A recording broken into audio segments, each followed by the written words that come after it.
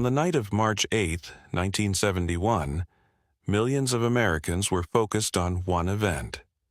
Muhammad Ali and Joe Frazier were meeting at Madison Square Garden in what had already been called the fight of the century. About 100 miles away, in the quiet town of Media, Pennsylvania, a very different contest was beginning. A small FBI office occupied part of an ordinary building near the county courthouse. To the group watching it, the office appeared to have limited physical security and no alarm system. Inside were filing cabinets filled with records that the public was never supposed to see. That night, 8 people planned to enter the office, remove those records, and give them to the press. They were not professional spies. They were not working for a foreign government.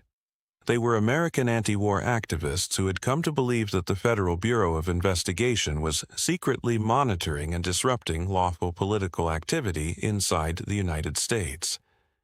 They did not have proof, so they decided to steal it. The group called itself the Citizens Commission to Investigate the FBI. Its central organizer was William Davidon, a physics professor at Haverford College near Philadelphia. Davidon had spent years in the anti-war movement.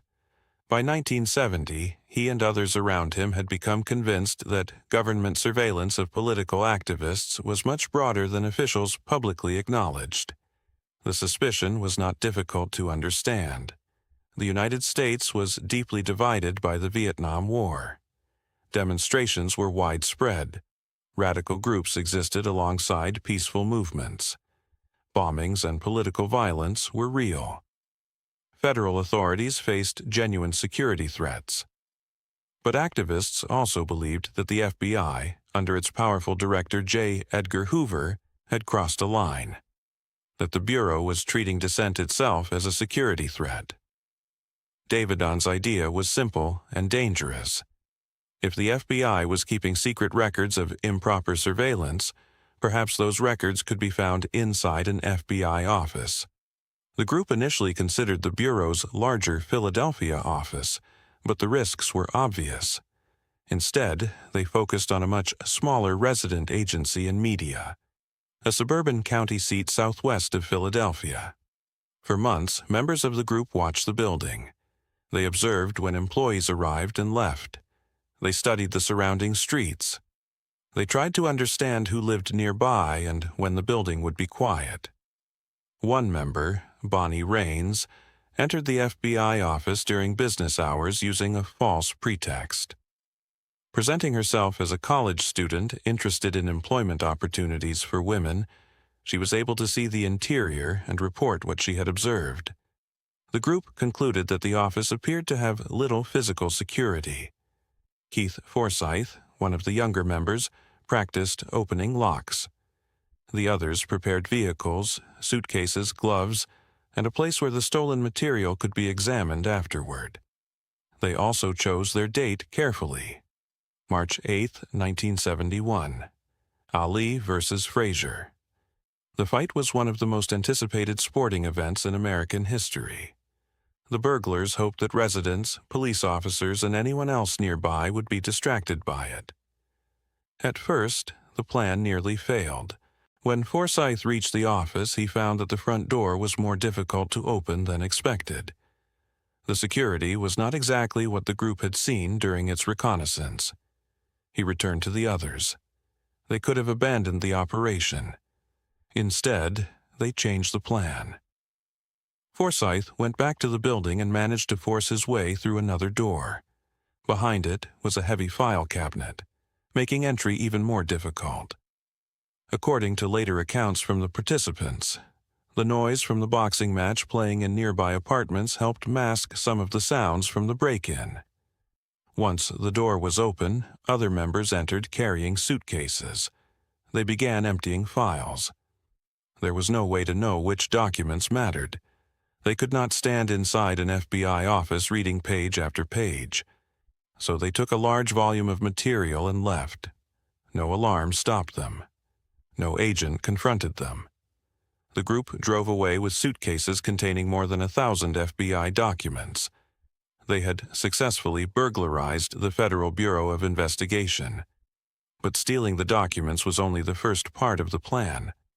The files had to be understood. At a location away from media, the group began sorting through the material. Some documents dealt with ordinary law enforcement matters. Others were far more troubling. One memorandum instructed agents to increase the sense among activists that the FBI was everywhere. Another described the use of informants and surveillance against political organizations. The burglars had expected to find evidence that anti-war activists were being watched. What they found suggested something much larger. The FBI was collecting information on Americans whose activities were political, social, or protected by the Constitution, including people who had not been accused of crimes. The group decided that simply possessing the documents was not enough. They wanted the information published. They selected records, made copies, and mailed packets anonymously to journalists and public officials. One of the recipients was Betty Metzger, a reporter at the Washington Post. When Metzger arrived at work, she found a package containing FBI documents and a statement from a group she had never heard of.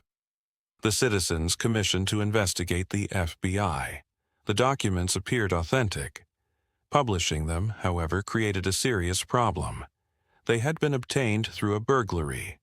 They contained sensitive government information, and publication meant exposing records taken illegally from a federal law enforcement agency. The Washington Post decided to report the story. On March the 24th, 1971, less than 3 weeks after the burglary, the newspaper published its first major article based on the stolen files. Americans were now reading internal FBI language that had never been intended for public view. The first revelations centered on domestic surveillance. They showed how extensively the Bureau gathered information on political activists and organizations. They also showed an institution deeply concerned not only with crimes or espionage, but with political movements, demonstrations, student groups, and black organizations. Then journalists noticed something else. In the paperwork was an unfamiliar code name. The code name was COINTELPRO. It was short for Counterintelligence Program. At first, the name itself revealed almost nothing. The full meaning of COINTELPRO did not emerge from the media burglary in a single night. The stolen documents provided a clue. One journalist who followed that clue was Carl Stern of NBC News. Stern tried to learn what the unfamiliar code name meant through the Freedom of Information Act. The effort took years and eventually involved legal action. As more records were forced into the open, COINTELPRO stopped being a mysterious word on an internal routing slip and became the name of a nationwide series of FBI programs. Later, congressional investigations uncovered still more. And what emerged was much larger than one FBI office in Pennsylvania. COINTELPRO had begun in 1956. Its original target was the Communist Party of the United States, at a time when Soviet espionage and Cold War security concerns were very real. But over the years, the FBI created additional counterintelligence programs aimed at other groups. The Bureau's own files today list programs involving the New Left, black nationalist organizations, Puerto Rican groups, the Socialist Workers' Party, white hate groups, Cuba-related targets, and others. Surveillance was only part of the story. COINTELPRO was designed not simply to collect intelligence, but to disrupt. Internal operations could involve anonymous letters, planted information, attempts to create distrust inside organizations, efforts to damage reputations, pressure employers, encourage divisions between rival groups, and interfere with political activity. The distinction matters. A government agency gathering information about a credible security threat is one thing. A government agency secretly attempting to weaken lawful political organizations is another. The later Senate investigation, known as the Church Committee, described COINTELPRO as covert action, intended to disrupt and discredit groups and individuals considered threats to the existing social order. Its targets were not all alike. Some organizations advocated violence. Some individuals had connections that legitimately interested counterintelligence investigators. Others were engaged in political advocacy, civil rights work, opposition to the Vietnam War, or other activities protected by the First Amendment. That mixture allowed the FBI to place very different people and movements inside the same broad machinery of domestic intelligence. One of the most disturbing examples involved Martin Luther King Jr. The FBI's campaign against King extended beyond the formal COINTELPRO files and should not be reduced to a single program label. But it demonstrated the same institutional willingness to use secret intelligence for purposes far removed from normal criminal investigation. The Bureau wiretapped King and placed microphones in locations associated with him after obtaining authorization for some electronic surveillance based on suspicions about communist influence around his circle. But the operation became increasingly personal. FBI officials gathered information about King's private life. In 1964, an anonymous package containing a recording and a threatening letter was sent to him. The letter was written in language intended to humiliate and pressure him. The Senate investigation later examined the episode as part of the FBI's campaign to destroy King's public standing. The Bureau also targeted organizations in the Black Freedom Movement and Black nationalist politics. An FBI counterintelligence directive from the late 1960s described goals that included preventing coalitions among militant Black nationalist groups and preventing the emergence of a leader capable of unifying them. The targets named in FBI records included organizations and individuals with sharply different beliefs and methods. The Bureau also ran operations against the New Left and anti-war movement. Internal documents discussed creating suspicion inside activist communities and making members believe informants might be everywhere. This was one of the discoveries made possible by the stolen media files. The paranoia that activists felt was not always imaginary. In some cases, creating paranoia was itself part of the strategy. If you find documented stories like this valuable, stories where the original records matter more than rumors that grew around them, that is exactly what Forgotten Files is built around. The deeper the files go, the more important it becomes to separate what the documents prove from what later stories merely claim. And in 1971, the FBI had another problem. Someone had taken its own documents.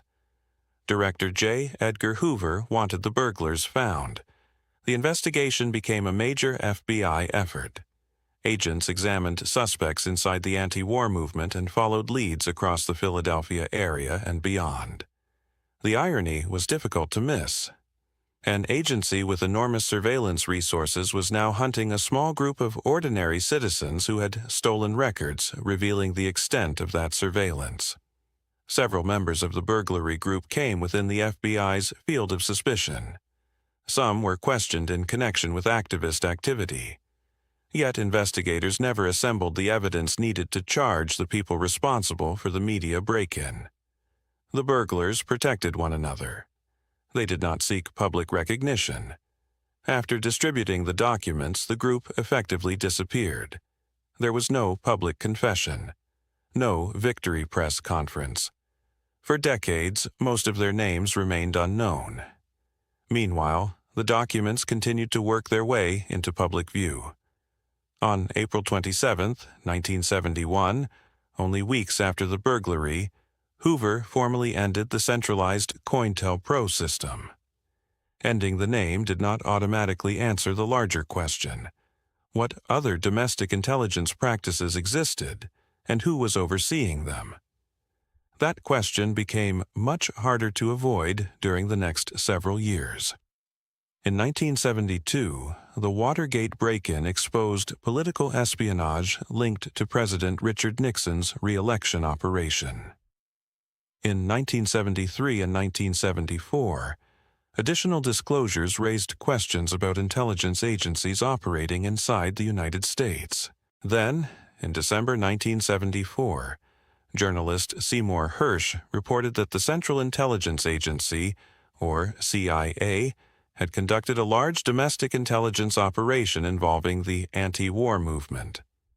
By early 1975, Congress could no longer treat these as isolated controversies. The United States Senate created the Select Committee to study governmental operations with respect to intelligence activities. Its chairman was Senator Frank Church of Idaho. The Church Committee was given a broad mandate: investigate whether federal intelligence agencies had engaged in illegal, improper, or unethical activities. Its investigation went far beyond the FBI. The committee examined the CIA, the National Security Agency, the Internal Revenue Service, military intelligence, and other parts of the federal government. But the FBI's domestic intelligence programs became a central part of the inquiry.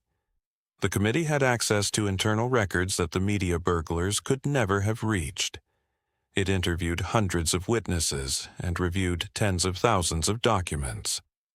Its findings confirmed that the problem was not simply a few overzealous agents in one office. The committee concluded that intelligence abuses had developed across administrations and political parties over decades. Regarding the FBI, investigators documented surveillance and covert action against political organizations and individuals.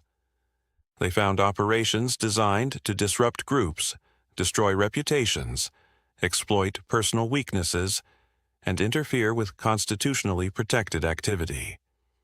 The committee also emphasized an important point that is sometimes lost when this history is retold.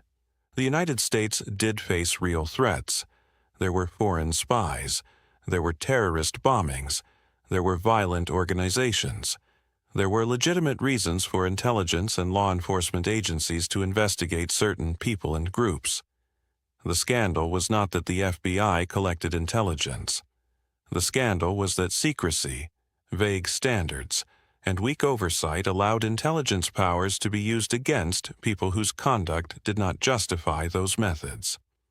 The Church Committee concluded that constitutional rights had been undermined because the normal checks on government power had not been adequately applied to the intelligence agencies. The consequences were significant. Congress established permanent intelligence oversight committees. Attorney General Edward Levi issued new guidelines governing FBI domestic security investigations. In 1978, Congress passed the Foreign Intelligence Surveillance Act, creating a legal framework for certain forms of national security surveillance and establishing a special court to review applications for electronic surveillance warrants. The reforms did not end arguments about government surveillance. They changed the structure in which those arguments would take place. And all of this leads back to a small office in Media, Pennsylvania. The burglars themselves remained unidentified to the public for more than 4 decades. William Davidon died in 2013. Before his death, he had spoken with journalist Betty Metzger about the operation. In January 2014, Metzger published The Burglary, the discovery of J. Edgar Hoover's secret FBI. Several surviving members finally allowed their identities to be made public, including Bonnie and John Raines, Keith Forsyth, and Robert Williamson. They could speak openly because the statute of limitations had expired long before. The FBI had never solved the burglary. By then, the building in Media was no longer an FBI office. J. Edgar Hoover had been dead for more than 40 years. The Bureau had changed repeatedly, and the legal structure governing intelligence had changed with it. But the documents taken on March 8, 1971, had already done their work.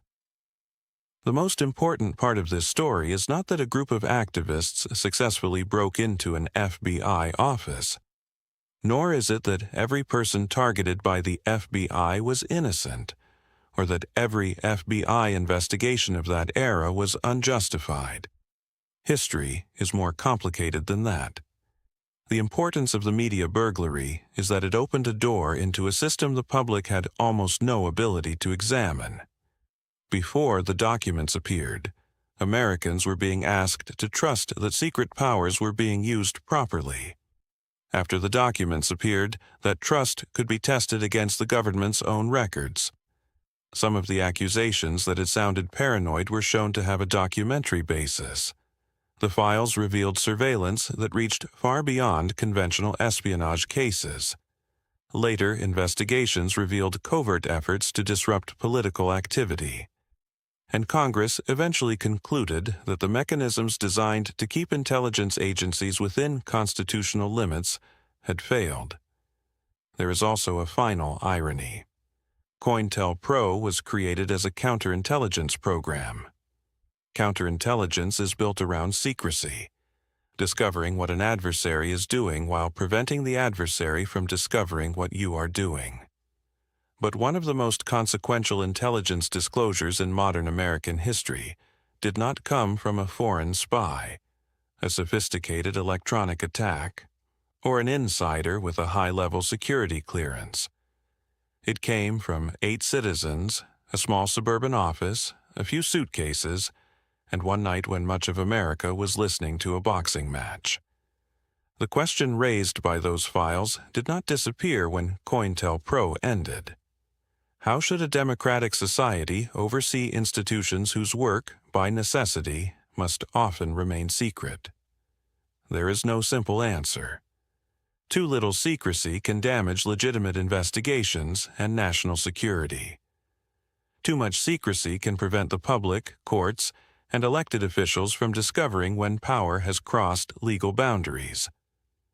The media burglary exposed what can happen when that balance fails, and it left behind a lesson that extends beyond the FBI and beyond 1971.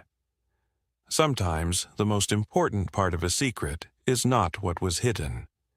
It is how long the institutions around it were able to function without anyone outside knowing enough to ask the right questions. This is Forgotten Files. If you want more documented stories about operations, programs, and events that remained hidden until records finally came to light, subscribe to the channel.